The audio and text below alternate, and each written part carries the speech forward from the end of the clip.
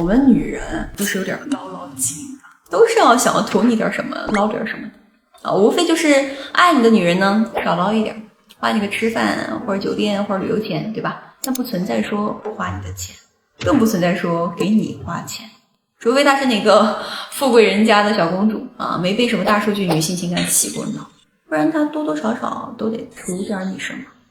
OK， 只要你能明白这一点，那你在两性关系里面，你就会非常的切啊，你不会再想要说什么我要找一个 soul mate 啊，不会再跟女人约会的时候想着说我要让她爱上我的灵魂。当然很遗憾啊，大部分男人到现在呢，依然还会有这种幼稚的幻想。我创业这几年呢，接触了非常多的兄弟啊，自己也亲自处理过上千个 case， 我就发现啊，男人不管在哪个阶层，不管有什么样的实力，都很容易犯一个思维上的错误，就是用找母亲的心态去征服女人。他们在渴望能无条件的得到女人的爱，渴望能有一个女人能把她当小孩，无条件的去接纳她的所有的缺点啊。可现实是什么？是女人啊，一定会图你点什么。区别就在于你价值高，你有男性魅力，那他就爱你多一点，花你少一点。那你基因价值低，你供养者思维，那就爱你少一点，花你多一点。那不存在说什么无条件的给你付出，能懂吗？除非啊，另外特例我就不说了，好吧？今天我们就讲这些啊。就像你找员工，再好的员工都是奔着赚钱来的，他不是说真的是奔着帮你做大做强来的，对吧？无非是真诚负责任的员工呢，你给够了钱，他能给你把事儿给办周全办漂亮了。那有些那种摆烂不求上进的人呢，他就应付了事，这个也很正常，对吧？啊，你不筛选掉就好。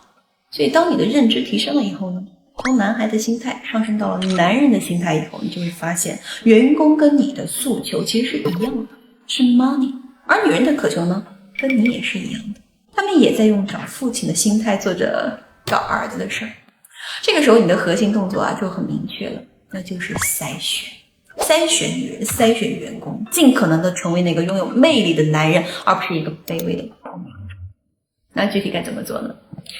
我希望你们记住一个公式啊，轻投入加强框架加快速暴露。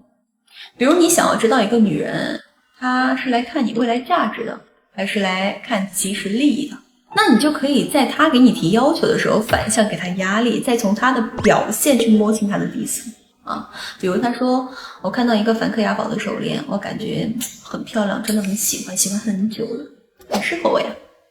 这是一个很常见的索取方式，对吧？啊，那东西能买吗？当然的，但是能够直接给吗？很明显不能。这个时候你可以这么去说，你这是在跟我分享，还是想让我买单啊？当女人感受到压力的时候，就没有长期价值意识的女人，她就会意识到危机，她会觉得你不受控制，并且大概率呢，她会质问你说什么？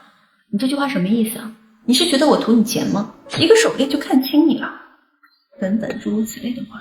因为没有长期价值意识的女人，大概率都是没有工作的，她也没有那种特别优质的事业，更没有什么社会价值，所以她们只能通过控制和压力来满足自己的利益。这个时候你只有拿出进攻性去挣脱她的一个道德束缚，那她才可能被你征服。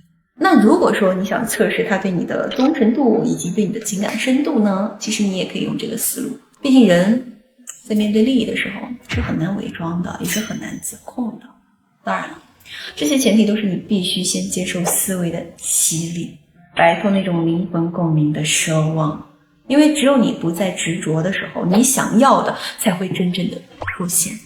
这个就是社会的规律。那各位如果说有任何问题，随时滴滴。毕竟焦哥这里呢，只讲人性，不谈感情。下期见。